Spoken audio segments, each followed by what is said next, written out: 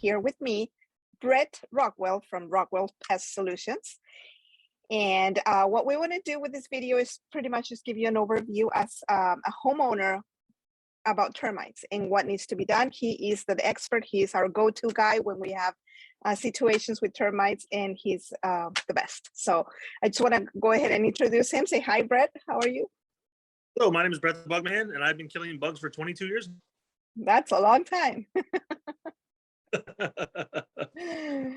Well, first of all, I mean, for someone who is looking to sell their home, like, what do they need a termite report? Like, do they need to inspect for termites? What do they need to do? We always say is always contact your broker, your real estate, and that's always the first recommendation. But as a course of action, we always recommend having a pre-listing wood destroying organism inspection report.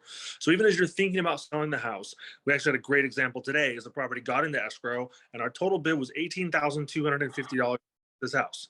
Yeah, pretty bad, right? Bad everywhere. And so because this property is already in escrow and it requires a wood destroying organism certification, that seller is now obligated. Now, if they would have done this inspection prior to listing the house, then they would have known that was a number that they could count off the line items. Same reason why mortgage balance or any property tax history, have an inspection done, because they're one of the big things, a big ticket item that could potentially be a problem. That is a great point. That is a great example. Exactly. So obviously recommended that we do a termite inspection before putting the property on the market, just to see where things are at. Wow, that's a big deal. The work is investing money that might not necessarily be necessary, but at least budget number in mind. Yeah, exactly. And what do you, when you're out there inspecting properties, what do you look for when you're out there? So we're using a physical probe and we're actually poking all the wood, right? And that's the way to find any fungus or any termite damage on the property. We're doing visual inspection, but we're checking every single piece of wood around the outside, looking for either active termites, termite damage, active fungus, or anything that could pose a problem for termites or fungus in the future. Something like water stains and roof sheeting, that's eventually going to cause a fungus damage condition. Like house, that's going to be something that could allow subterranean termite entry. So it's like the Bear and Bears book, inside out, upside down. We're checking everything. And when we're looking at termite inspection reports, I always see the WDO. What does WDO mean? How can you find those? I say, hey, I'm a termite guy, but in reality, I'm Brett the Wood Destroying Organism Inspector. So we can come to a house, and again, I'll pick on the last inspection that we ran into. There's $18,250 worth of fungus damage repairs on that house. So while that house doesn't have any termites, it has active wood destroying organism conditions, WDOs. We always see those on the reports, and sometimes sellers might be like, what is WDO? What does that mean? Why am I telling you to miss fungus? Exactly. Okay. Now, for someone who owns currently a home, how often do you recommend doing a termite inspection on their home just to see where they're at?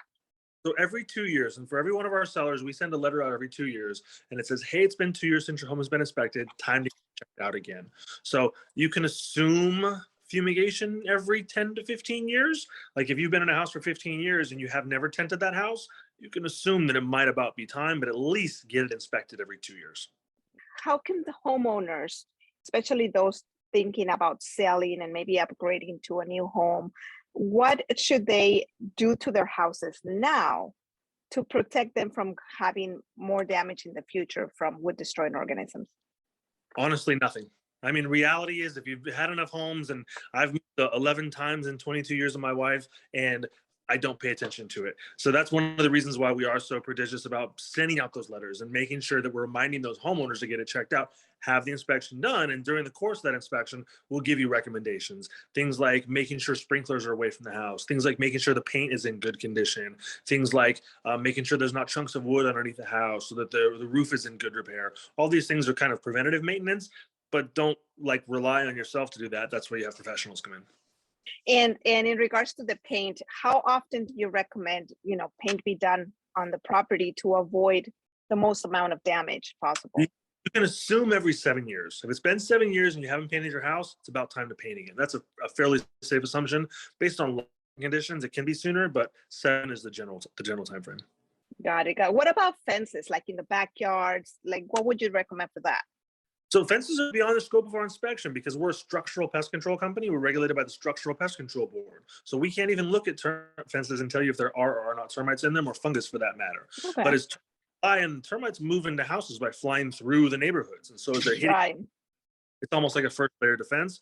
Obviously, vinyl is going to be the best, or a block wall, or like I said, just plan on doing it every once in a while, maybe every 10 years or so, new fence. So any other recommendations for homeowners, people who are going to be selling their house that you've come across? I would say budget. Budget is the key. You know, there's a few things that are going to happen to your house eventually. You're going to have to replace your hot water heater. You're going to have to replace your composition shingle roof. You're going to have to, your HVAC system's going to go out. You're going to have to fumigate.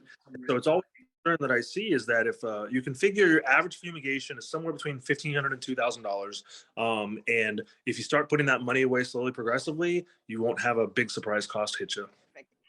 That was very helpful. I really appreciate your help. If anyone wants to reach out to Brett, if he's at Brett, what's your website? You tell them because I don't want to mess it up.